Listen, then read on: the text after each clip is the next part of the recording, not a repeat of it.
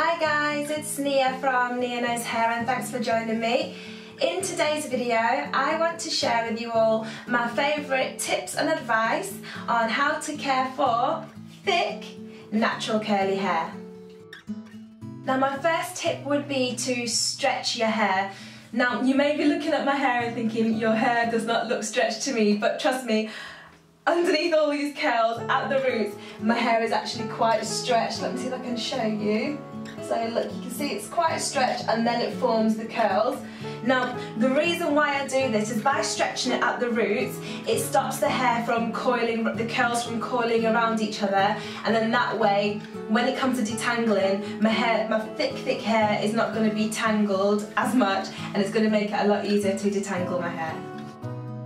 Now my second tip would be to make sure you always work in sections. Now this doesn't just apply for people with thick hair, this is for naturals with thinner hair as well, but if you section your hair into 4, for example, whatever product you're applying, whether that be oil or some sort of styling cream, if you section it into 4 and then apply the product in each section, that way you're going to be getting the product in all of your hair. Now, say for example, I've got really thick hair. If I get some product, apply it in my hand and then literally just run it through like this, I may think that I'm getting the product through all my hair, but what's actually going to be happening is I'm only getting the product at the top of my hair. So the rest of it, it's not getting in there, and that will end up causing a lot of frizz, and again, it might mean that your hair will get tangled a lot more easier. So just make sure you work in sections. Tip number 3 would be to always dry your hair with a t-shirt as opposed to using a towel. Now the reason why I say use a t-shirt is if you've got really thick hair, when you're trying to dry it with a towel, you're going to be really trying to rub it, get it in between to soak up all the moisture. But whilst you're really rubbing it with a towel, because the towel's more rigid and coarse, you're going to be creating a lot more frizz. Whereas if you use the t-shirt, it's a lot more gentle on your hair and you're not going to be creating as much frizz, but at the same time you're still going to be soaking up all the excess water that you don't want. Now this doesn't just apply to people with thick hair. If you've got thinner hair, I would still always recommend for curly naturals to always use a t-shirt when drying your hair. Okay, tip number 4 is make sure you always detangle thoroughly.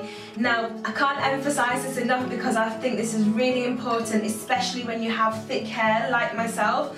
Now, I know how tempting it can be to, say if I'm in the shower and I'm starting to detangle my hair, I know how tempting it can be to just start at the bottom, then I get halfway up and then I think, oh yeah, the rest is fine, and then move on to the next section. No, it's not fine. I have to make sure that I start from the bottom and detangle and make sure I get to the root and detangle at the root as well.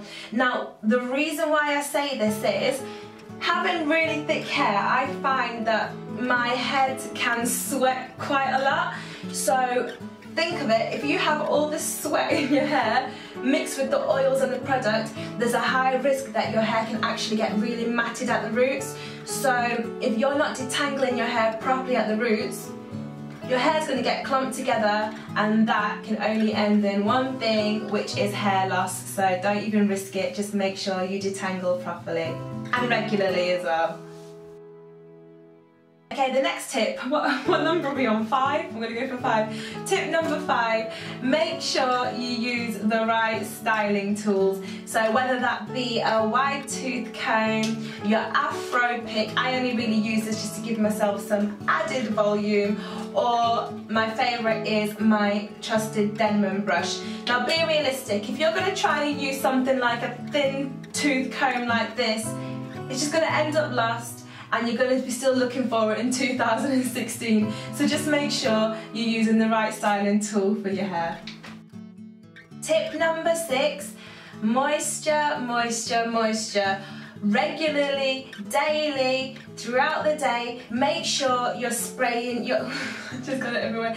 Make sure you're spraying your hair. Now in my water bottle I always have water mixed with my favourite Tresemme Naturals conditioner and a little almond oil, and I just constantly like to spritz my hair and keep it moisturised, because if you think about it, if you have thick hair, compare it to a sponge. The bigger the sponge you have, the more moisture that it's going to soak up. So it's the same with your hair. The more hair you have, the more moisture it's going to swallow. So you need to continually keep it moisturised to stop it from drying out and breaking. I mean, I even have, look, cute little water bottle like this, cute little spray bottle.